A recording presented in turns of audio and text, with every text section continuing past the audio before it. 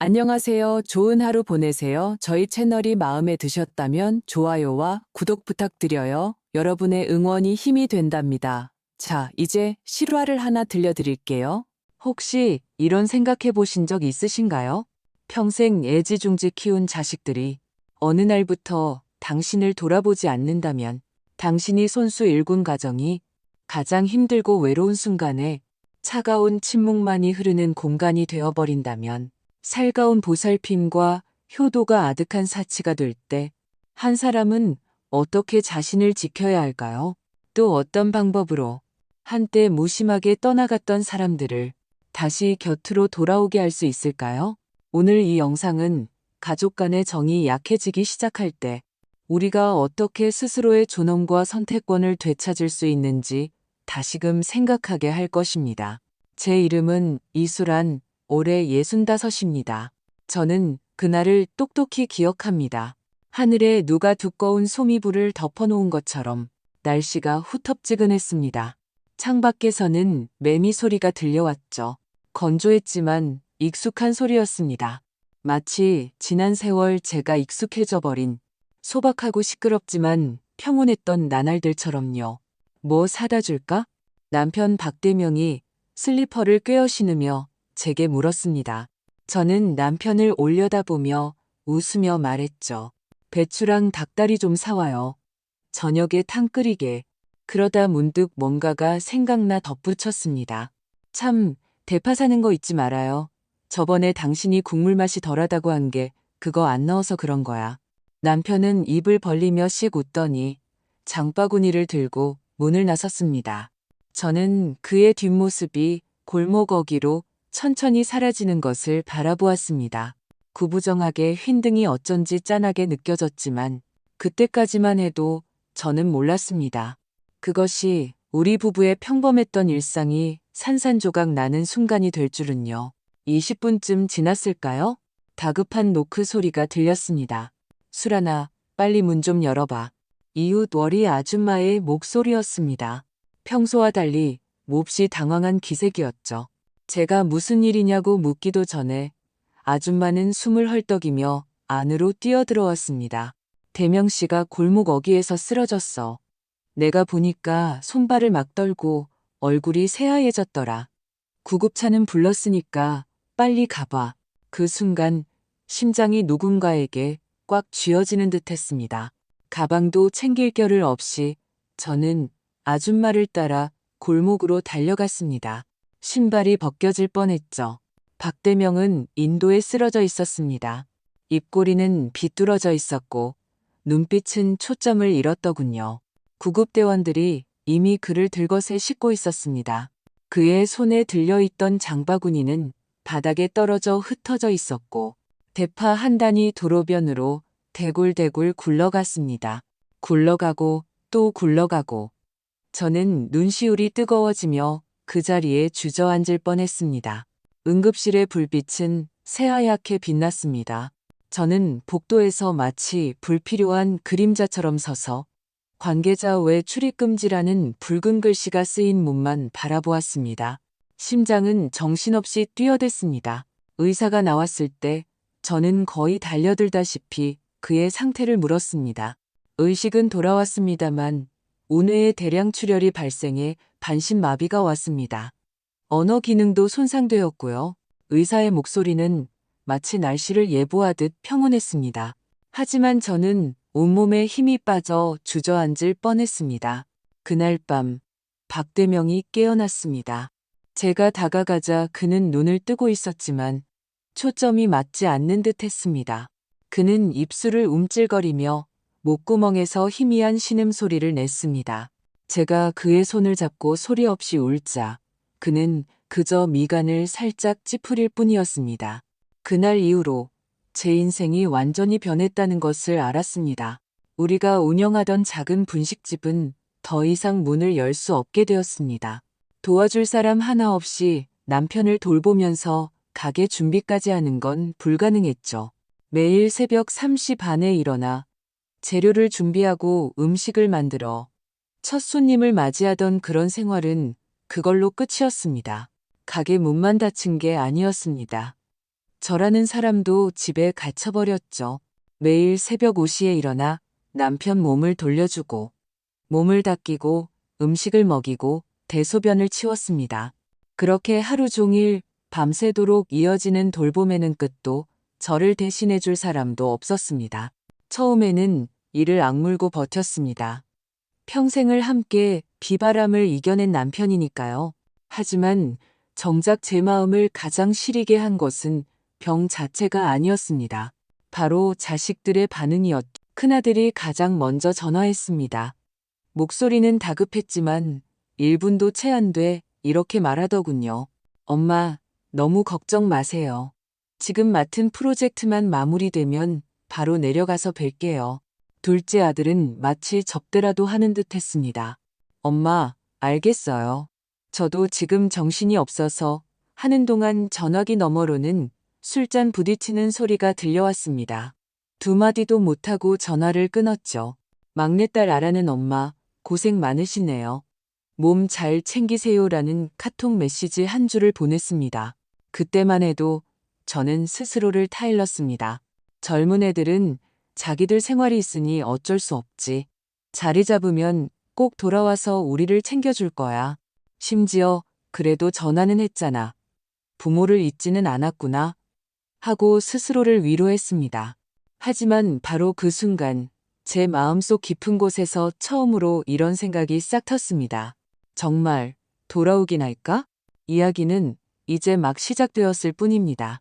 저는 아직 깨닫지 못했습니다. 남편을 돌보는 이 길이 길고 외로운 8년의 시간이 될 것이라는 것을요. 그리고 그 차가운 침묵이 하루하루 더욱 뼛속까지 시리게 파고들 것이라는 사실을요. 그날부터 제 삶에는 두 가지 일만 남았습니다. 박대명을 돌보는 것, 그리고 버텨내는 것. 매일 아침 5시 반. 아직 동이 트기 전에 일어나야 했습니다. 먼저 그의 몸을 돌려주지 않으면 욕창이 점점 심해지니까요. 이어서 손발을 마사지하고 따뜻한 물수건으로 얼굴을 닦아줍니다. 그런 다음 죽 한 그릇을 끓여 채소와 다진 고기를 잘게 잘라 한 숟갈씩 떠먹입니다. 다 먹으면 입을 닦이고 이를 닦이고 등을 두드려줍니다.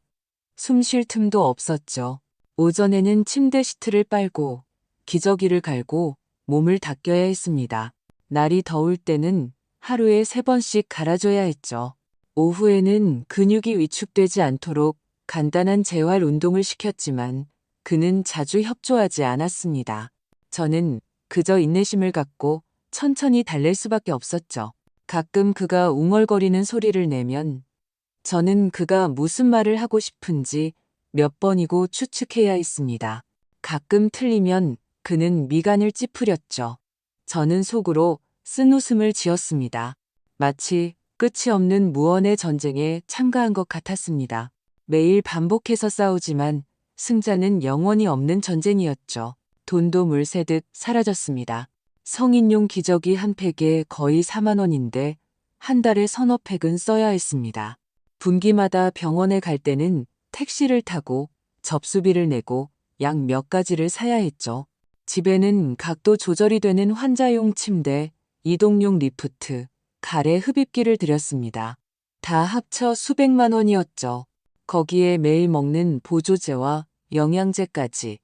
이 모든 돈이 우리가 모아둔 얼마 안 되는 저축에서 빠져나갔습니다. 청구서는 한 장씩 날아오고 통장 잔고는 한 칸씩 줄어들었습니다. 저는 가끔 침대 옆에 앉아 한 손에는 가계부를 다른 한 손에는 계산기를 들고 몇 달이나 더 버틸 수 있을지 계산하곤 했습니다. 한 번은 계산을 끝내고 종이 위에 손가락을 멈춘 채 머릿속이 하얗게 비는 것을 느꼈습니다. 온몸이 차가운 얼음물에 담긴 것처럼 시렸습니다. 이런 생활이 8년이나 계속되었습니다. 8년 동안 아이들이 돌아온 횟수는 한 손으로 꼽을 정도였습니다. 어느 해 추석에는 제가 일부러 박대명이 가장 좋아하던 갈비찜을 하고 송편을 3상자나 사고 시장에 가서 도미 한 마리를 사왔습니다. 어쩌면 올해는 아이들이 돌아올지도 모른다고 생각했죠. 하지만 당일 아침 큰아들은 고객과 갑자기 약속이 잡혔다고 전화했고 둘째 아들은 회사에 급한 일이 생겼다는 음성 메시지를 남겼습니다.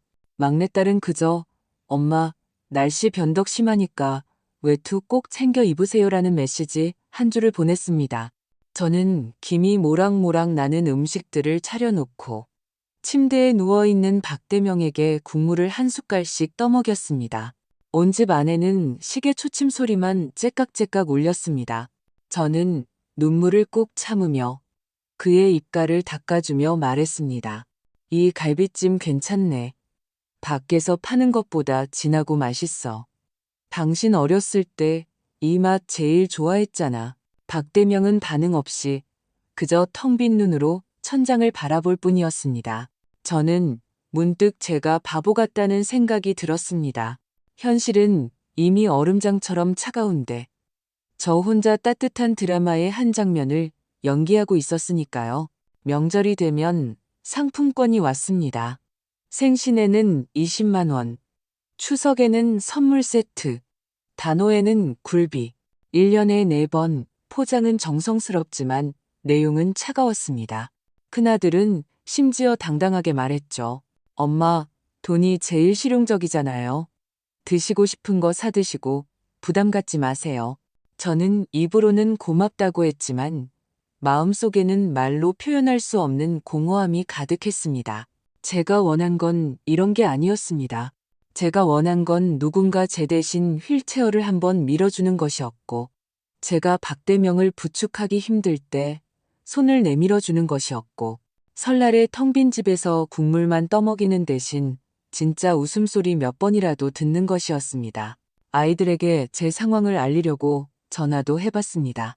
한 번은 이렇게 말했죠. 엄마가 요즘 허리가 너무 안 좋아서 걷는 게 절뚝거린다. 전화기 너머의 큰아들은 잠시 침묵하더니 말했습니다. 엄마, 또 우리 오라고 그러시는 거죠? 저 정말 못 가요.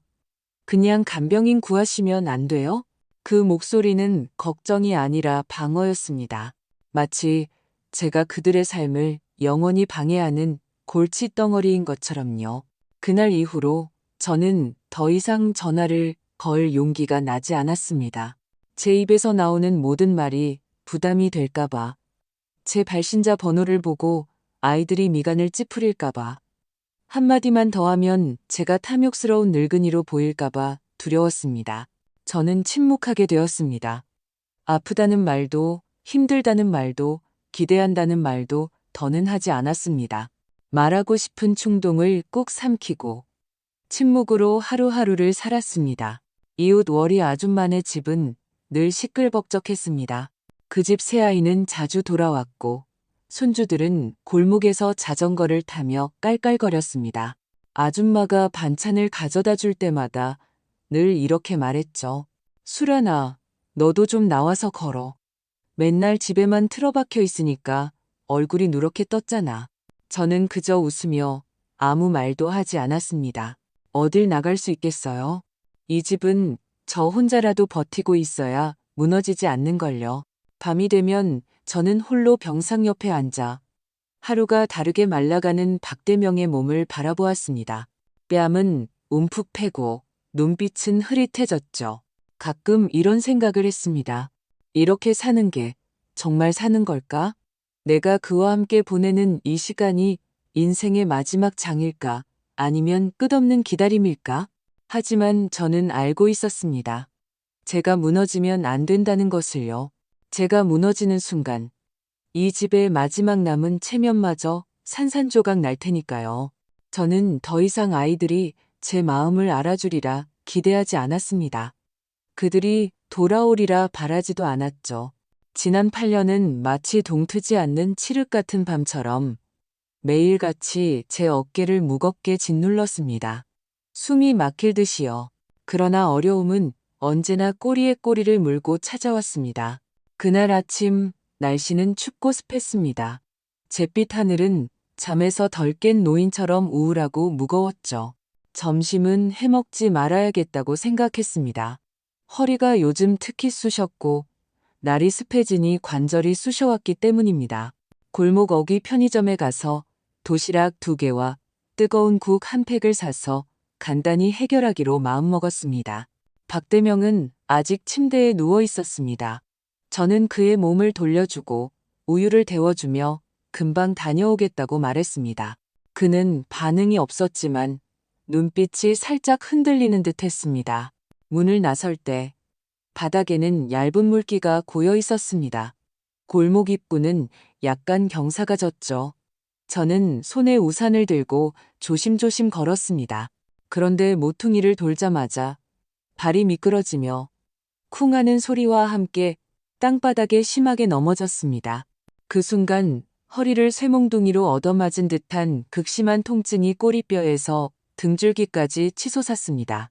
저는 땅에 엎드린 채 꼼짝도 할 수 없었습니다. 빗물이 우산 끝을 타고 흘러내려 제 얼굴과 목덜미를 적셨습니다. 소름 끼치게 차가웠죠.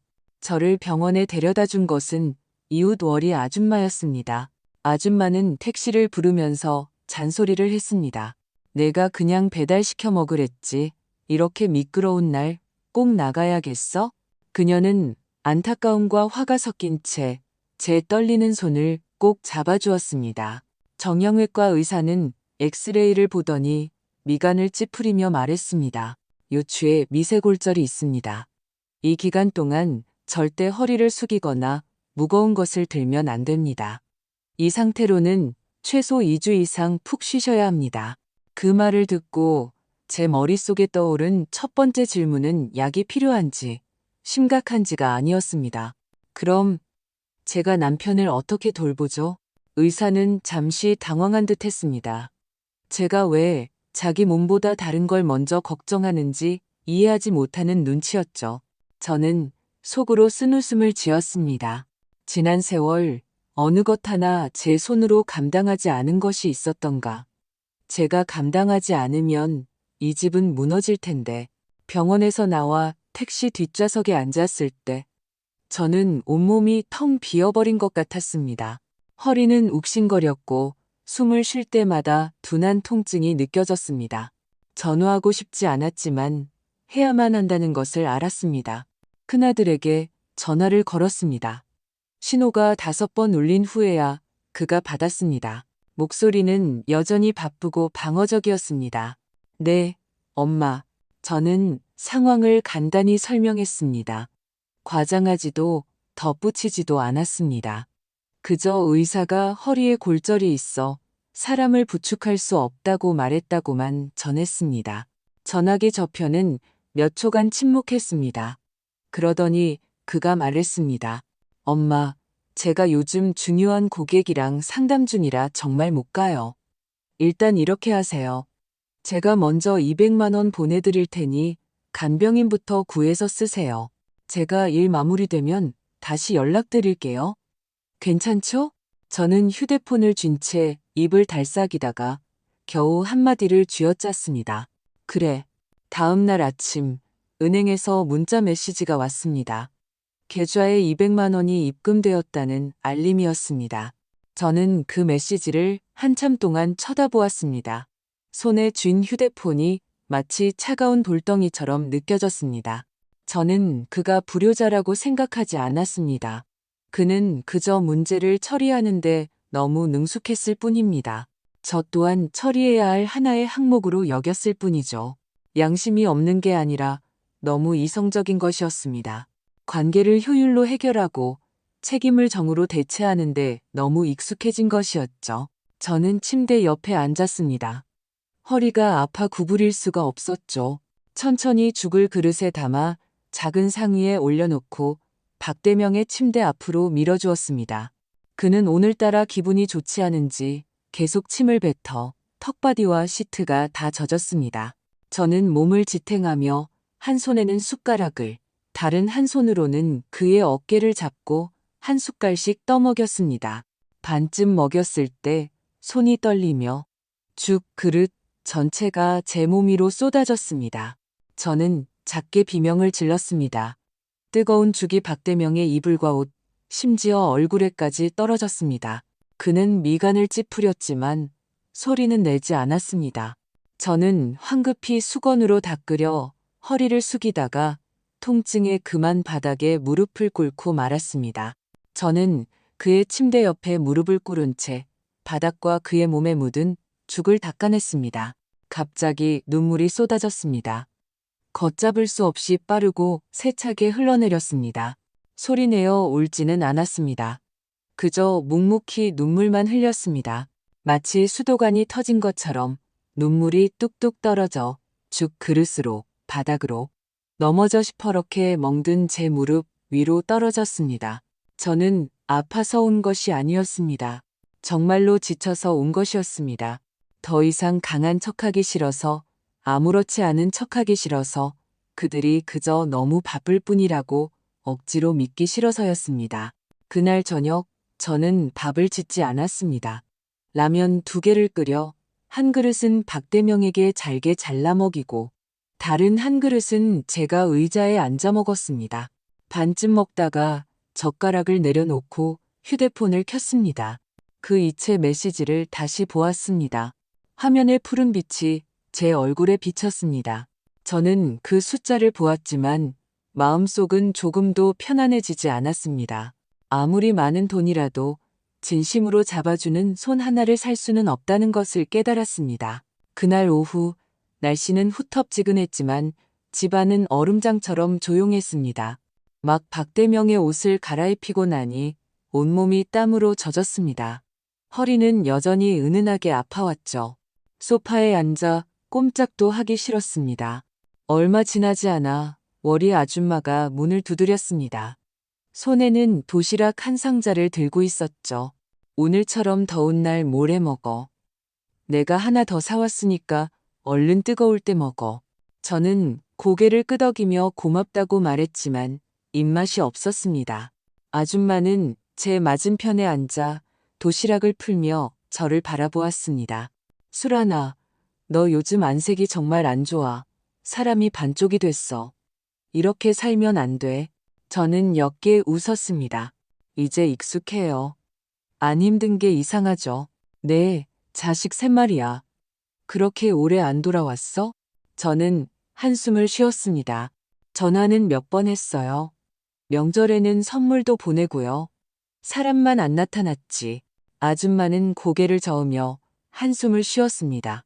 요즘 젊은 것들은 입만 살았지. 마음은 집에 없다니까. 내가 말이야, 나도 예전엔 비슷했어. 그러다 내가 똑똑해지니까 그놈들이 효도가 뭔지 알게 되더라고. 제가 쳐다보자 아줌마가 물었습니다. 이 집 말이야, 누구 명의로 돼 있어? 저는 잠시 멈칫했습니다. 저랑 대명씨 공동명의죠. 한 번도 바꾼 적 없어요. 아줌마는 국그릇을 내려놓으며 갑자기 진지한 표정으로 말했습니다. 그럼 절대 함부로 넘겨주면 안 돼. 애들 이름으로 해준다고 효도할 거라고 생각하지도 말고. 저는 아줌마를 똑바로 바라보았습니다. 작년에 우리 영감 가고 나 혼자 살았잖아. 새놈 다 잘 안 오더라고. 그래서 변호사 찾아가서 유언장을 썼어. 누구든 날 돌보고 내 곁에 있어 주는 놈이 그 몫을 가져가고 안 그런 놈은 미안하지만 한 푼도 없다고. 그랬더니 어떻게 됐게? 아줌마는 씩 웃었습니다. 지금은 매주 돌아가면서 와. 손주들 데리고 오려고 서로 싸운다니까.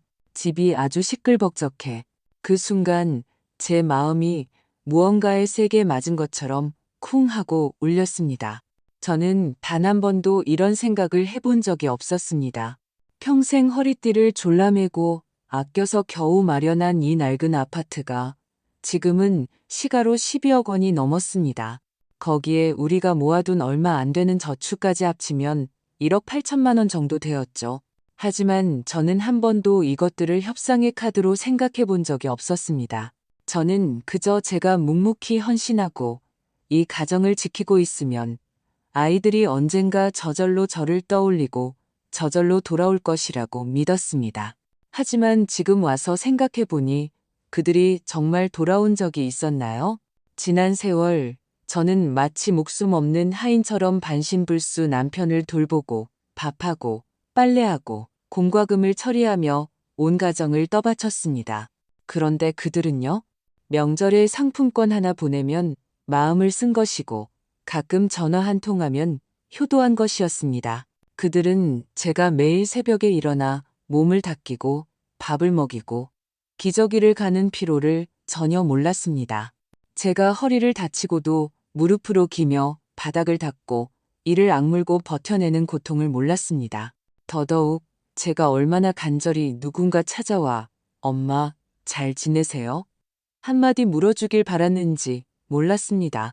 그날 밤 저는 잠을 이루지 못했습니다. 머릿속에서는 계속 워리 아줌마의 말이 맴돌았습니다. 바보같이 굴지 마. 네 뒷길은 네가 만들어야지. 저는 항상 사랑과 가족의 정만 있으면 충분하다고 생각했습니다. 하지만 현실은 눈앞에 있었습니다. 아무리 많은 사랑도 사람의 무심함을 이길 수는 없었습니다. 아무리 자식이라도 당신 손에 아무것도 없다면 그들은 당신의 노고를 저절로 기억해주지 않을 겁니다. 저는 침대에 누워 천장을 바라보며 우리 집의 재산을 하나하나 떠올려 보았습니다. 이 집의 시가는 약 12억 원. 우리의 예금과 노후 자금을 합하면 1억 8천만 원이 남아 있었습니다. 만약 제가 아무것도 하지 않는다면 미래의 이 자산들은 그들이 변호사 사무실에서 냉정하게 흥정하며 나눌 숫자에 불과할 것입니다. 그럼 저는요? 제 인생, 제 존엄, 제 노년은 그냥 그들이 마음대로 하도록 내버려둬야 할까요? 안 돼. 더 이상 이렇게 바보같이 살 수는 없어. 나는 더 이상 그들의 양심이 돌아오기만을 기다리지 않을 거야. 나 스스로를 위해 살기를 만들어야 해. 아직 동이 트기 전 저는 눈을 떴습니다. 알람 소리도 박대명의 신음소리도 아니었습니다. 제 심장 소리가 저를 깨웠습니다. 마치 어떤 결정을 대신 내려주기라도 하듯 빠르고 무겁게 뛰고 있었죠. 저는 조용히 침대 옆에 앉아 아직 깊이 잠든 박대명을 바라보았습니다. 그의 얼굴은 많이 야위었고 눈가는 처졌으며 입술은 살짝 말라 있었습니다. 저는 이불을 끌어올려 덮어주고 그의 귓가에 몸을 숙여 속삭였습니다. 여보, 걱정 말아요. 우리가 평생 힘들게 일군 것들 내가 잘 정리할게요. 저는 자리에서 일어나 책상으로 걸어가 서랍을 열었습니다. 미리 준비해둔 서류 봉투를 꺼냈습니다. 그 안에는 우리 부부의 신분증, 등기부등본, 은행 통장 사본 등이 들어있었습니다. 몇 번이고 확인한 서류들이었죠. 이번 걸음은 하소연을 하러 가는 것도 동정을 구하러 가는 것도 아니었습니다. 제 남은 인생의 운명을 바꾸러 가는 길이었습니다. 오전 8시 정각 저는 워리 아줌마와 함께 시내의 한 오피스 빌딩 앞에 섰습니다. 아줌마는 이런 일은 혼자 하면 마음이 약해진다며 꼭 같이 가주겠다고 고집했습니다. 내가 옆에 있어야 네가 후회 안 해. 변호사 사무실은 12층에 있었습니다. 깨끗하고 밝았으며 책장은 단정했고 공기 중에는 옅은 가죽 냄새가 났습니다. 우리를 맞이한 것은 60살쯤 되어 보이는 변호사였습니다. 머리는 희끗희끗했고 안경을 썼으며 차분하고 노련해 보였습니다. 저는 일의 자초지종을 차근차근 설명했습니다. 그는 별다른 질문 없이 고개를 끄덕이며 기록했습니다. 이 여사님, 무슨 뜻인지 충분히 이해합니다. 저희 사무실에서 이런 사건을 자주 처리합니다. 유언장을 작성하는 것은 자식을 믿지 못해서가 아니라 스스로를 위한 마지막 안전장치를 마련하는 것입니다. 저는 옅게 웃었습니다. 네, 이제야 알겠어요.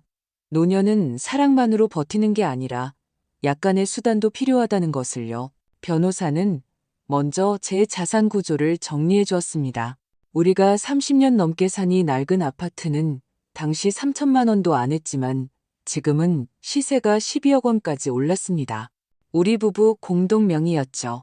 저는 제 명의로 된 절반에 대해 유언장을 작성하기로 했습니다.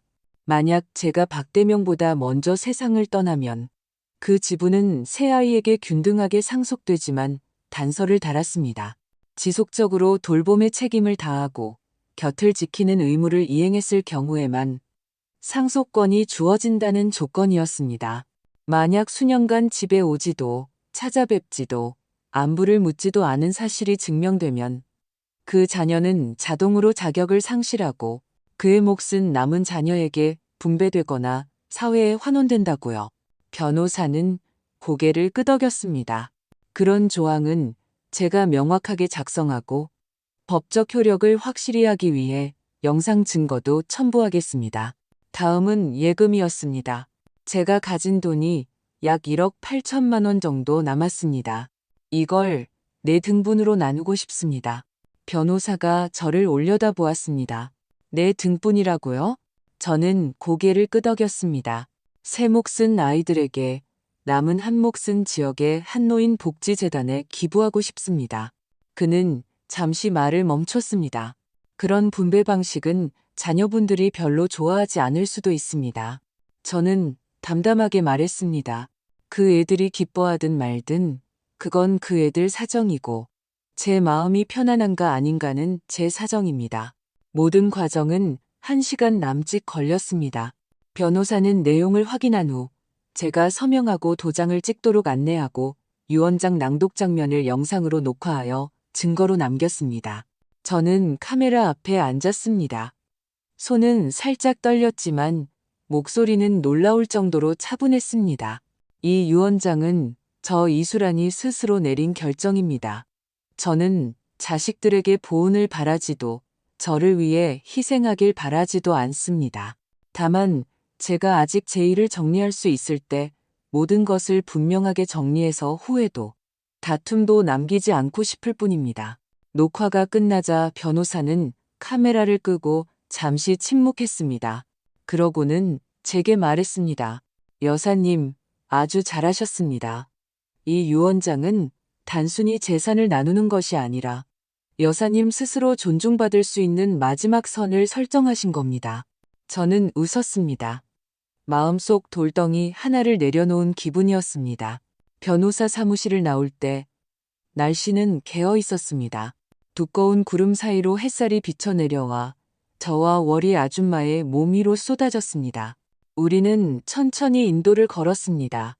아줌마가 제 어깨를 두드리며 말했습니다. 너 오늘 이 결정, 나중에 분명히 너 자신에게 고마워하게 될 거야. 저는 고개를 끄덕였습니다. 이번만큼은 저는 그들의 양심이 돌아오기만을 기다리지 않을 것입니다. 저는 손에 든 유언장 사본을 내려다보았습니다. 마음속이 처음으로 든든하게 느껴졌습니다. 오늘부터 나는 그들에게 알려줄 것입니다. 나에게도 선택권이 있고 조건이 있다는 것을요. 집에 돌아와 저는 먼저 박대명의 이불을 정리해주고 입가에 침을 닦아주고 종아리를 마사지해 주었습니다. 그는 오늘따라 상태가 괜찮은지 가끔 눈동자를 움직이며 무언가 말하려는 듯 했습니다. 저는 그의 옆에 앉아 뼈만 앙상하게 남은 그의 손을 잡고 마음속으로 말했습니다. 여보, 걱정 말아요. 내가 우리를 위해 다 준비해 놨어요. 이 모든 것을 마치고 저는 식탁으로 걸어가 블랙커피 한 잔을 타서 단정하게 앉았습니다. 휴대폰을 켜고 가족 단톡방으로 손가락을 움직였습니다. 제가 자주 메시지를 보내지만 대부분 읽음 표시만 남던 그곳이었습니다. 저는 입력창을 열고 천천히 글자를 입력했습니다. 한자 한자 치면서 단어 선택을 몇 번이고 고민했습니다. 오늘 유언장 작성을 마쳤다. 우리 집은 현재 시가 12억 원이고 내 지분은 너희 세 사람에게 균등하게 분배될 것이다. 나와 내 아버지의 남은 노후 자금은 1억 8천만 원인데 내 아버지의 미래 의료비를 제외한 잔액은 4등분 될 것이다. 그중 한 몫은 지역노인 복지재단에 기부하기로 했다. 저는 잠시 멈추고 심호흡을 한 뒤 가장 중요한 문장을 썼습니다. 만약 앞으로 누가 집에 오지 않고 돌보지 않고 곁을 지키지 않는다면 내 결정이 어떻게 될지는 너희도 알 것이다. 오늘부터 누가 자주 돌아오고 누가 자주 곁을 지키는지 엄마는 마음에 다 새겨둘 것이다. 저는 이 글자들을 한자 한자 확인했습니다. 감정이 폭발하는 문장도 질책하는 문장도 없었습니다. 오직 사실과 조건뿐이었습니다. 전송 버튼을 눌렀습니다. 메시지는 마치 조용한 수면에 던져진 돌멩이처럼 날아갔습니다. 저는 휴대폰을 무음으로 바꾸고 화면을 뒤집어 책상 위에 두었습니다. 창가로 걸어가 조용히 바깥 하늘을 바라보았습니다. 그날은 흐렸고 구름은 지붕에 닿을 듯 낮게 깔려 있었습니다. 바람조차 답답했죠. 저는 아무것도 하지 않고 그저 소파에 앉아 식어가는 커피잔을 손에 든 채 한 모금도 마시지 않았습니다. 시간은 1분 1초가 흘러갔습니다. 1시간, 2시간, 꼬박 3시간이 지나도록 휴대폰은 울리지 않았습니다. 단톡방에는 아무도 답이 없었고 읽음 표시조차 뜨지 않았습니다. 저는 혹시 누군가 보자마자 바로 전화하지 않을까 기대했지만 아무 일도 없었습니다. 하지만 이상하게도 제 마음은 지극히 평온했습니다. 아마도 할 말은 다 했고 해야 할 일도 다 했기 때문일 겁니다. 더 이상 기다림도 애원도 아니었습니다. 이것은 통보였습니다. 명백한 통보였죠. 3시간이 거의 다 지났을 때 휴대폰이 마침내 한 번 울렸습니다. 큰아들의 전화였습니다. 저는 전화를 받았습니다. 그의 목소리는 드물게 부드러웠습니다. 엄마, 정말 유언장 쓰셨어요? 저는 평온한 목소리로 대답했습니다. 그래. 메시지 봤지? 그는 2초간 침묵하더니 말했습니다. 제가 오늘 오후 회의 취소했어요. 내일 아침에 KTX 타고 바로 내려갈게요. 뭐 드시고 싶은 거 있으세요? 제가 사갈게요. 저는 아무 말 없이 그저 나지막이음 하고 대답했습니다. 전화를 끊은 지 10분도 안 되어 카톡 메시지가 도착했습니다. 둘째 아들이었습니다. 엄마, 제가 오늘 마침 부장님이랑 지방지사 발령 문제로 이야기했는데 방금 허락받았어요. 저 다시 아래쪽으로 내려가게 됐어요. 그러면 주말마다 집에 가서 아빠 돌보는 거 도울 수 있으니까 엄마도 좀 쉬세요. 저는 그 글자들을 한참 동안 쳐다보았습니다. 짧은 몇십 자가 8년간의 침묵을 깨뜨렸습니다. 조금 더 지나자 막내딸에게서 영상통화가 걸려왔습니다. 화면 너머의 딸은 얼굴이 창백했고 눈가는 붉었습니다. 막 울었던 것 같았죠. 엄마가 정말 그런 일을 하실 줄은 몰랐어요. 제가 안 돌아가고 싶었던 게 아니라 일이 정말 너무 바빠서 그랬어요. 근데 엄마가 그렇게 말씀하시니까 저 휴가 낼게요. 일단 집에 가서 엄마 곁에 좀 있을게요. 괜찮죠? 저는 그의 질문에 답하지 않고 조용히 물었습니다. 기차표는 샀니? 딸은 고개를 끄덕였습니다. 네, 이따가 바로 예매할 거예요. 저는 딸의 얼굴을 보았습니다. 제가 수없이 꿈속에서 부르고 명절마다 집 앞에 나타나길 바랐던 그 얼굴이 마침내 화면 속에 나타났습니다. 영상 통화가 끝난 후 저는 휴대폰을 내려놓고 소파에 기댔습니다. 기쁨에 겨워 울지도 분노가 가라앉아 후련하지도 않았습니다. 그저 형용할 수 없는 평온함이 느껴졌습니다. 마치 8년간 짓눌려 있던 마음의 한 구석이 마침내 풀어진 것 같았습니다. 저는 그들의 반응 속에 당혹감과 걱정, 그리고 계산이 섞여 있다는 것을 알았습니다. 하지만 그러면 어떻습니까? 그들이 돌아왔다는 것만으로, 이 집에 다시 사람 소리가 들린다는 것만으로, 이 집에 더 이상 저 혼자만의 숨소리만 남지 않게 된 것만으로도 충분했습니다. 때로는 사람을 집으로 돌아오게 하는 것은 그리움이 아니라 압박감입니다.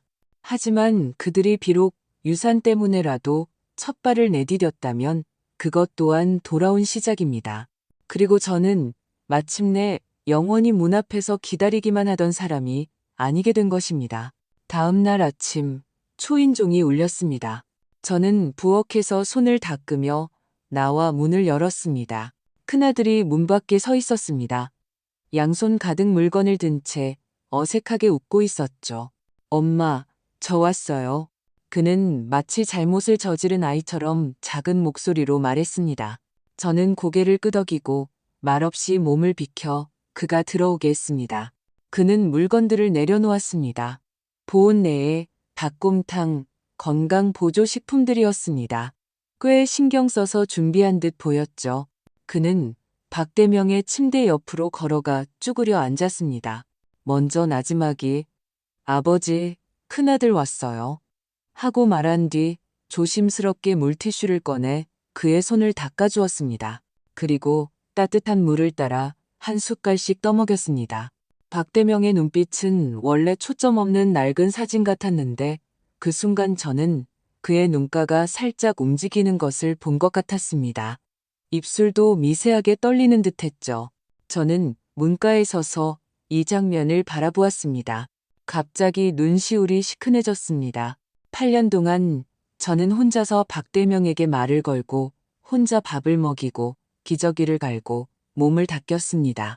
오늘 처음으로 누군가 제 몫을 나누어 주는 것을 보았습니다. 그는 간병인도 이웃도 아니었습니다. 제가 한때 나를 봉양해 줄 것이라 굳게 믿었던 제 큰아들이었습니다. 점심은 간단히 차렸습니다. 닭곰탕, 두부조림, 마늘종 볶음. 큰아들이 국그릇과 반찬을 나르며 눈치를 살폈습니다. 저는 말없이 수저 2벌을 더 놓고 의자 하나를 더 꺼냈습니다. 오랜만에 새 식구의 밥상이 차려졌습니다. 밥을 먹을 때 그가 물었습니다. 엄마, 이 탕은 어떻게 끓이셨어요? 왜 이렇게 구수해요? 저는 바로 대답하지 않고 국자로 국을 한 그릇 더 떠주었습니다. 네, 아버지가 예전에 제일 좋아하던 맛이야. 그는 아무 말 없이 고개를 숙이고 계속 국을 마셨습니다. 오후에는 둘째 아들도 도착했습니다. 그는 짐가방을 들고 와 말했습니다. 자취방 계약 끝내고 왔어요. 몇 달은 다시 들어와서 살게요. 엄마, 걱정 마세요. 무슨 일이든 제가 할게요. 저는 그를 쳐다보았습니다. 한때 엄마, 저 바빠요라는 말을 입에 달고 살던 그가 이제는 제 대신 베란다를 청소하고 쓰레기를 버리고 휠체어를 닦고 있었습니다. 저녁 무렵에는 막내딸도 돌아왔습니다. 깨끗하게 세탁한 이불과 엄마를 위한 영양크림 몇 개, 그리고 직접 만들었다는 흑당 생강차 한 봉지를 들고 왔습니다. 엄마, 요즘 몸에 습기가 많이 찼을 텐데 이거 드시고 습기 좀 빼세요. 딸은 그렇게 말하며 소파 쿠션을 새 것으로 갈아주었습니다. 그날 저녁, 저는 이례적으로 푸짐한 상을 차렸습니다. 닭볶음탕, 굴소스 브로콜리, 어묵볶음, 틸라피아 탕수, 그리고 예전에 아껴두었던 개화주 한 병도 땄습니다.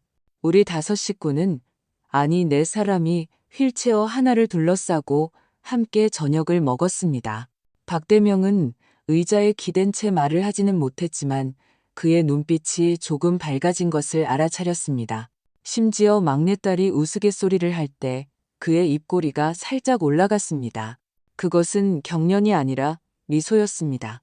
아이들은 웃고 떠들며 회사 뒤시하기, 손주들의 재롱, 심지어 예전에 분식집에서 서빙을 돕다가 국물을 훔쳐 마시던 이야기까지 꺼냈습니다.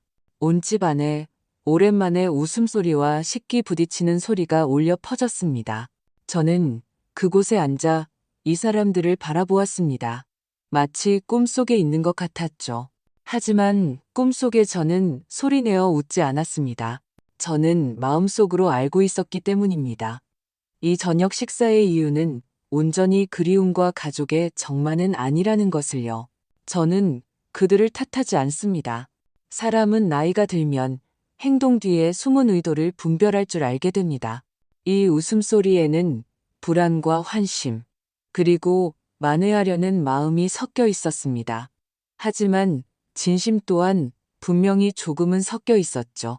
저는 큰아들이 말을 하면서도 계속 제 눈치를 살피는 것을, 막내딸이 제게 밥을 퍼주며 엄마, 아직 아프세요? 하고 조용히 묻는 것을 보았습니다.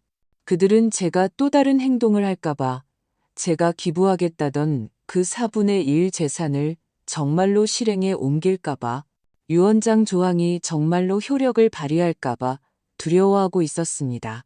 하지만 동시에 그들은 마침내 자식 노릇하는 법을 배우기 시작했습니다. 그것도 괜찮습니다. 저는 굳이 그걸 들추어낼 생각도 서둘러 감동할 생각도 없습니다. 그저 이 저녁 식사를 제대로 즐기고 싶을 뿐입니다. 이 밥 한 끼를 먹고 나니 저는 알 수 있었습니다. 이 판에서 저는 마침내 제 패를 쥐기 시작했다는 것을요. 저녁 식사 후 저는 소파에 앉아 쉬고 있었습니다. 막내딸이 부엌에서 설거지를 하고 있었죠. 물소리가 쏴하고 흘렀습니다. 딸은 설거지를 하며 고개를 숙인 채 작은 목소리로 말했습니다. 엄마, 그 변호사님이 말씀하신 유언장, 정말 확정된 거예요? 저는 대답하지 않고 조용히 차를 한 모금 마셨습니다. 딸은 그릇을 내려놓고 아직 젖은 손으로 제게 등을 보인 채 목소리를 더 낮추었습니다. 제 말은 그 기부하는 돈 정말 기부해야 해요? 만약 우리가 앞으로 엄마 잘 모시면 그거 기부 안 해도 되는 거 아니에요? 딸의 말투는 매우 조심스러웠습니다. 마치 떠보는 것 같기도 애교를 부리는 것 같기도 했죠. 저는 딸의 뒷모습을 보며 마음속이 한 차례 요동쳤습니다. 저는 물론 딸이 무슨 생각을 하는지 알고 있었습니다. 그 메시지를 보낸 이후로 그들은 누구보다 빨리 돌아왔고 누구보다 급하게 태도를 바꿨습니다. 이제 그들이 신경 쓰는 것은 엄마가 잘 지내는지가 아니라 그 돈을 되찾을 기회가 아직 남았는지였습니다. 저는 바로 대답하지 않았습니다. 잠시 후 평온한 목소리로 말했습니다. 엄마가 다 기억하고 있단다. 나중 일은 나중에 얘기하자. 딸은 고개를 돌려 저를 보며 억지 미소를 지었습니다. 저는 그냥 우리가 다 돌아왔으니까 엄마가 이제 그렇게 걱정 안 하셔도 된다는 뜻이었어요. 집에 우리가 있으니 엄마 혼자 아무것도 짊어지지 않으셔도 돼요. 저는 딸의 눈을 보며 옅게 웃었습니다. 알아. 그리고는 고개를 숙여 손에 든 수건을 계속 접었습니다. 더 이상 아무 말도 하지 않았죠. 그날 밤 저는 홀로 베란다에 앉아 밤하늘을 보았습니다. 바람은 세지 않았지만 공기는 조금 차가웠습니다. 저는 얇은 외투를 걸쳤습니다. 머릿속에서는 딸이 방금 했던 말이 반복되었습니다. 기부 안 해도 되는 거 아니에요? 얼마나 애두르는 표현이면서 동시에 얼마나 명백한 속내인가. 딸은 나쁘지 않았습니다. 그저 너무 현실적일 뿐이었죠. 사실 딸이 입 밖으로 꺼낸 말은 세 남매 모두가 마음속으로 생각하고 있는 것이었습니다. 며칠 전 큰아들이 제 낡은 서류들을 정리해주다가 아무렇지 않은 척 물었습니다. 엄마, 그 변호사님한테 받은 사본, 지금 어디 두셨어요? 제가 잘 보관해 드릴게요. 저는 그를 쳐다보며 말했습니다. 내가 잘 보관하고 있어. 이런 건 혹시 잃어버려도 변호사 사무실에 원본이 있으니 괜찮아. 그는 고개를 끄덕이고 더 이상 아무 말도 하지 않았습니다. 또 한 번은 둘째 아들이 박대명을 휠체어에 태워 마당에서 햇볕을 쬐어줄 때였습니다. 담요를 정리해주며 말하더군요. 엄마, 정말 너무하세요. 무슨 조건이 어딨어요. 저희가 엄마 모시는 건 당연한 거죠. 말투는 가벼웠지만 그 무슨 조건이 어딨어요라는 말 속에는 그러니 안심하고 저희에게 맡기세요라는 조심스러운 속내가 비쳤습니다. 저는 다 알아들었습니다. 전부 다요. 이 말들은 제게 부리는 애교가 아니라 재산에 대한 아연이었습니다.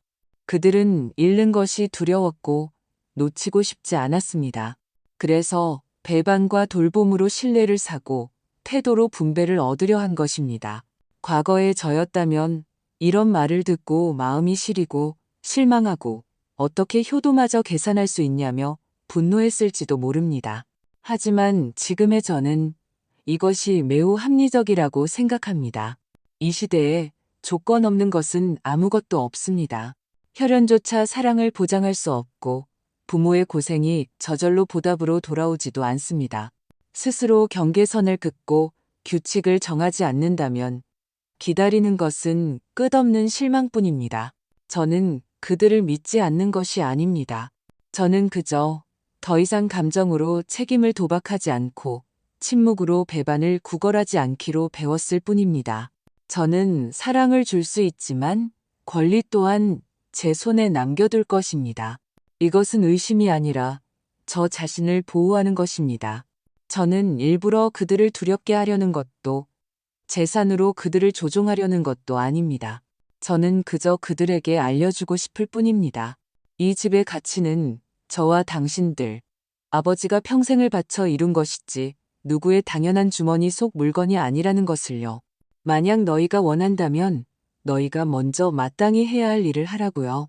이 판에서 저는 먼저 패를 내놓지 않을 것입니다. 앞으로 누가 제 곁을 지키고 누가 저를 돌보고 누가 진심으로 마음을 쓰는지 저는 전부 기억해 둘 것입니다. 그때 가서 그 한 몫을 정말로 기부할지 말지 결정해도 늦지 않습니다. 저는 의자에 기대어 조용히 생강차를 마셨습니다.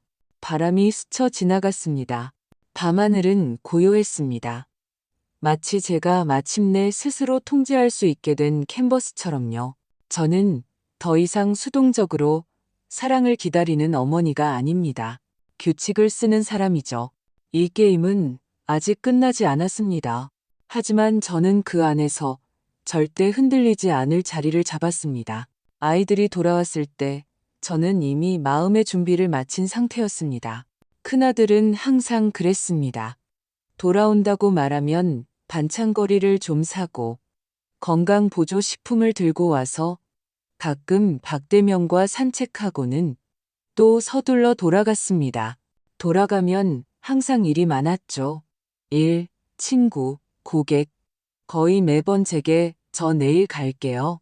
몸 잘 챙기세요라는 문자만 남겼습니다. 그는 한 번도 엄마, 요즘 어떠세요? 라고 묻거나 엄마, 고생 많으셨어요? 라고 말하지 않았습니다. 때로는 그의 귀가가 의무감의 이행처럼 느껴졌지 정서적인 위안은 아니었습니다. 저는 그 순간 스스로에게 묻지 않을 수 없었습니다. 이런 귀가가 과연 귀가일까? 그가 과일 2봉지와 영양제 몇 병을 들고 들어왔을 때 박대명은 소파에 앉아 조용히 그를 바라보고 있었습니다. 별다른 감정 없이 그저 이런 날들에 익숙해진 듯 보였죠. 큰아들은 물건을 내려놓고 아버지 곁으로 가 쭈그려 앉아 어깨를 가볍게 두드렸습니다. 아버지, 저 왔어요. 오늘 괜찮으세요? 박대명은 별다른 반응 없이 여전히 멍한 눈으로 앞을 바라보았습니다. 마음이 조금 시렸지만 이것이 그가 보여줄 수 있는 최선이라는 걸 알았습니다. 큰아들은 국그릇을 식탁에 놓고는 재빨리 일어나 시간을 확인했습니다. 엄마, 저 오늘 회의가 있어서 먼저 가볼게요. 내일 다시 와서 뵐게요. 저는 조용히 고개를 끄덕였습니다. 마음속에는 말로 표현할 수 없는 감정이 일었습니다. 그 순간 깨달았습니다. 이것이 그의 귀가 방식이라는 것을. 책임감의 이행이지만 진심에서 우러나온 것은 아니라는 것을요. 큰아들이 떠나고 둘째 아들도 돌아왔습니다. 그는 주말마다 아이들을 데리고 와서 간단한 집안일을 돕고 박대명을 휠체어에 태워 마당에서 햇볕을 쬐어주곤 했습니다. 하지만 그는 항상 전화를 받거나 업무를 처리하느라 바빴습니다. 솔직히 말해 돕는 것은 대부분 형식적인 것에 가까웠습니다. 때때로 저는 그가 이런 일들에 별 관심이 없는 것처럼 느꼈습니다. 마치 모든 것이 의무감에서 비롯된 것처럼요. 제가 왜 아빠를 좀 더 돌봐주지 않니? 라고 물으면 그는 웃으며 엄마, 일이 너무 많고 바빠서요. 어떻게 다 하겠어요? 라고 말했습니다. 그 말투는 변명처럼 들렸지 기꺼이 함께하려는 마음은 아니었습니다. 막내딸의 귀가는 감정적으로는 풍부해 보였지만 그녀 역시 바빴습니다. 돌아올 때마다 엄마, 좀 쉬셔야 해요. 더 많은 관심이 필요해요. 같은 위로의 말을 건네고 가족 모임을 계획해 모두를 모으려 했습니다. 그러나 그녀의 삶은 늘 분주했고 사교 활동의 중심에 있었습니다. 조용히 우리와 함께할 시간은 거의 없었죠. 저는 생각하기 시작했습니다. 이런 귀가, 이런 관심이 과연 무엇을 의미하는 걸까? 그들은 정말로 저와 함께하기 위해 온 것일까? 아니면 사회적 책임을 다하기 위해 잠깐 들르는 것일까? 그들의 관심 어린 말을 들을 때마다 제 마음속 의문은 커져만 갔습니다. 저는 그들의 관심 뒤에 책임감, 즉 마땅히 해야 할 일이라는 인식이 있다는 것을 알았습니다. 그것은 완전히 자발적이고 무조건적인 사랑은 아니었죠. 이 사실이 조금 실망스러웠지만 예전처럼 가슴이 찢어지는 아픔은 느끼지 않았습니다. 나이가 들면서 저는 가족의 정이 때로는 그렇게 순수하지 않다는 것을 이해하기 시작했습니다. 그 뒤에 숨겨진 조건, 기대, 심지어는 어떤 종류의 교환까지도 이 감정을 더 복잡하게 만들었습니다. 저는 더 이상 그들의 사랑이 제가 젊었을 때 그들에게 주었던 사랑처럼 무조건적이기를 기대하지 않았습니다. 저는 이것이 일종의 감정적 거래라는 것을 받아들이기 시작했습니다. 제가 그들에게 삶의 모든 것을 주었듯 그들도 제게 줄 수 있는 것을 주기 시작한 것입니다. 저는 그들을 원망하지 않았습니다. 왜냐하면 모든 관심과 헌신에는 조건이 따를 수 있다는 것을 이해했기 때문입니다. 저 자신에게도 조건이 있었습니다. 제가 그들을 다시 제 세상으로 받아들였을 때 저는 이 모든 것을 받아들이기로 선택한 것입니다. 하지만 그렇다고 해서 제가 그들에 대한 사랑을 포기했다는 뜻은 아니며 제 자신을 그들의 조건 반사적인 행동에 내맡기겠다는 의미도 아니었습니다. 저는 이 모든 것을 냉정하게 바라보고 이 세상의 현실을 이해하기로 선택했습니다. 이것이 제가 걸어가야 할 길이라는 것을 알았습니다. 이 길 위에서 저는 더 이상 그들의 양심이 돌아오기를 기다리는 대신 제 자신의 입장에 서서 이 귀가를 받아들이고 이 차갑고 따뜻함이 뒤섞인 감정의 소용돌이 속에서 제 자리를 찾기로 했습니다. 아마도 이것이 제가 말하는 성숙함일 것입니다. 더는 기대하지 않지만 이해하게 되는 것. 최근 집안은 꽤 시끌벅적해졌습니다. 큰아들은 매주 돌아와 과일과 보조식품을 사오고 가끔 박대명과 산책하거나 테이블을 닦아주었습니다. 둘째 아들도 거의 매주 주말에 돌아와 휠체어를 밀어 마당에서 햇볕을 쬐어주고 가끔 아이들을 데려와 함께 이야기하며 집에 오랜만에 활기를 불어넣었습니다. 막내딸도 예전만큼 바쁘지 않게 저와 함께 마트에 가고 요리를 돕고 밤에는 따뜻한 차 한 잔을 건네며 엄마, 요즘 피곤하시죠? 따뜻한 차 드시고 좀 쉬세요 라고 말했습니다. 저는 이 모든 귀가가 제게 오랜만에 따뜻함을 안겨주었다는 것을 인정해야 합니다. 식탁에는 더 이상 저와 박대명의 침묵만이 흐르지 않았고 아이들의 웃음소리가 다시 돌아왔습니다. 집안 구석구석이 다시 살아나는 듯 했습니다. 그러나 이 모든 변화는 제게 한 가지 사실을 깨닫게 했습니다. 이 따뜻함 뒤에는 조건이 있다는 것을요. 저는 그들의 배반에 감사하지 않는 것이 아닙니다. 다만 그 순수했던 기대가 이미 현실적인 계산으로 대체되었다는 것을 깨달았을 뿐입니다. 그들이 저를 위해 무언가를 할 때마다 제 마음속에는 이 관심은 미래의 이익에 기반한 것이지 순수한 사랑은 아니다라는 목소리가 들렸습니다. 저는 집에서 더욱 침착하고 신중해졌습니다. 저는 그들의 귀가에 동기가 없지 않다는 것을 알았습니다. 큰아들이 미래의 상속을 위해서든 둘째와 막내딸의 책임감이든 그들의 배반 뒤에는 얇은 계산이 깔려 있었습니다. 명확히 말하기는 어렵지만 무시할 수는 없었죠. 저는 어떻게 하면 저를 더 잘 보호할 수 있을지 더 깊이 생각하기 시작했습니다. 이 게임은 아직 끝나지 않았고 제가 준비해야 할 것이 많다는 것을 알았습니다. 특히 제 자산과 미래에 대해서는요. 저는 변호사를 다시 찾아가 제 유산 분배 계획을 재정비했습니다. 저는 유산을 더 세밀하게 계획하고 특정 용도로만 사용될 수 있는 부분을 설정했습니다. 제가 공익노인복지재단에 기부하고자 하는 모든 금액은 변경 불가능한 부분으로 명시했습니다. 이렇게 함으로써 제가 세상을 떠난 후 그 돈이 아이들에 의해 사용될 것을 걱정할 필요가 없게 되었습니다. 동시에 저는 아이들이 재산을 상속받을 때 몇 가지 기본 기준을 충족해야 한다는 조건도 설정했습니다. 예를 들어 박대명에 대한 돌봄 책임을 이행하고 그 과정에서 실질적인 행동을 보였을 경우에만 상응하는 상속권을 얻을 수 있도록 했습니다. 만약 누가 돌봄을 소홀히 한다면 그 몫은 재분배되거나 사회에 기부될 것입니다. 저는 이런 조치가 그들에게는 큰 도전이 될 것임을 알고 있었습니다. 이것은 그들에 대한 경고일 뿐만 아니라 저 자신을 위한 안전망이기도 했습니다. 이 집과 재산에 대한 제 통제력이 나이 때문에 약해지지 않았다는 것을 그들에게 알리는 것이었죠. 어느 날 큰아들이 돌아와 유언장 얘기를 꺼냈습니다. 이번에는 서둘러 내일 돌아가겠다고 말하지도 제게 무언가를 도와달라고 하지도 않았습니다. 대신 조용히 제 옆에 앉아 제가 서류를 정리하는 것을 바라보았습니다. 그는 조심스럽게 물었습니다. 엄마, 변호사님이 유언장은 어떻게 처리하는 게 좋다고 하셨어요? 저는 글을 올려다보며 옅게 웃었습니다. 말투는 담담했죠.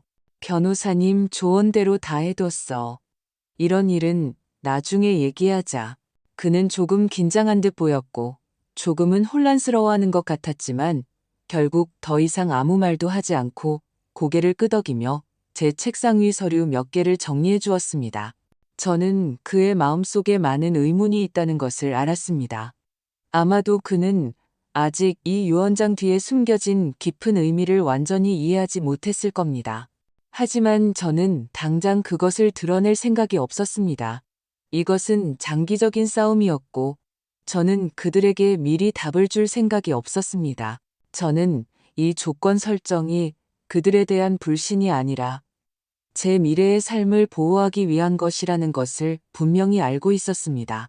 지난 8년간의 외로운 헌신에 대한 제 응답이었습니다. 저는 그들에게 제 곁으로 돌아올 기회를 주었지만 동시에 그들이 다시 한번 저를 무시하고 외면하는 것을 막기 위해 제 패를 남겨두었습니다. 모든 세부사항, 모든 조항을 저는 계산하고 준비해 두었습니다. 이것은 미래에 대한 보장일 뿐만 아니라 과거에 대한 궁극적인 응답이기도 했습니다. 저는 더 이상 그들의 태도와 행동에 마음 아파하지 않을 것입니다. 왜냐하면 저는 이미 제 자신을 보호하는 법을, 그리고 이 가족의 정과 돈에 대한 싸움에서 제 몫의 당당함을 지키는 법을 배웠기 때문입니다. 저는 조용히 모든 서류를 정리하고 소중히 보관했습니다. 이 모든 것은 미래의 어느 날을 위해 남겨둘 것입니다. 아마도 제가 더 이상 제 자신을 돌볼 수 없게 될 때, 혹은 제가 마침내 이 세상을 떠나는 순간일지도 모릅니다. 하지만 어떤 경우든 저는 이미 이 게임의 주도권을 쥐고 있다는 것을 알고 있었습니다. 세월이 흐르면서 집은 점차 조용해졌습니다. 박대명의 병세는 안정되었고 아이들은 더 이상 자주 드나들지 않았습니다. 집에 오는 시간도 많이 줄었죠. 그들은 더 이상 불안하게 우리 주위를 맴돌지 않았고 가끔 돌아와도 짧은 몇 시간만 머물렀습니다. 저는 계속해서 박대명을 돌보면서 집안의 모든 일을 처리했습니다. 일상은 그 평온한 리듬으로 돌아갔습니다. 매일 아침 일어나면 그의 옷을 갈아입히고 얼굴을 닦이고 물을 먹이고 하루 세끼를 준비했습니다. 그가 조용히 소파에 앉아 있으면 저는 옆에 앉아 그를 지켜보았습니다. 이런 날들에 저는 이미 익숙해져 있었습니다. 저에게는 이것이 가장 익숙한 삶이었습니다. 하지만 과거와 다른 점은 더 이상 불안과 초조함이 없다는 것이었습니다. 마음속에는 오히려 평온함이 자리 잡았죠. 저는 더 이상 그들에게 의존하지도 그들이 저를 위해 무언가를 해주기를 기대하지도 않는다는 것을 알았습니다. 저는 그저 제 삶이 평온하고 단순하기만 하면 되었습니다. 과거에 저는 항상 그들에게 너희가 필요해라고 말했지만 이제는 스스로에게 나 혼자서도 할 수 있어 라고 말하는 법을 배웠습니다. 때로는 창가에 홀로 앉아 정원에 쏟아지는 햇살을 바라보곤 했습니다. 날씨는 점차 서늘해졌고 가을바람이 살랑이며 신선한 시원함을 가져다 주었습니다. 저는 정원의 꽃과 풀을 보며 지난 세월 동안 제가 진정으로 저 자신을 위해 무언가를 계획한 적이 없다는 것을 생각했습니다. 어쩌면 이제 변화를 시작할 때가 된 것일지도 모릅니다. 어느 날 햇살이 좋은 날이었습니다. 저는 베란다 문을 열고 박대명을 옆에 앉혔습니다. 우리는 조용히 석양이 지평선 너머로 천천히 가라앉는 것을 바라보았습니다. 햇살이 그의 얼굴에 쏟아졌습니다. 그의 눈은 여전히 초점이 없었지만 그 순간 저는 보기 드문 평온함을 느꼈습니다. 여보, 여기까지 오기 참 힘들었네요. 저는 그에게 조용히 말했습니다.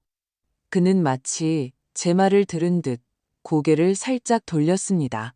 눈빛은 여전히 혼란스러워 보였지만 저는 그 순간 그의 평온함을 느낄 수 있었습니다.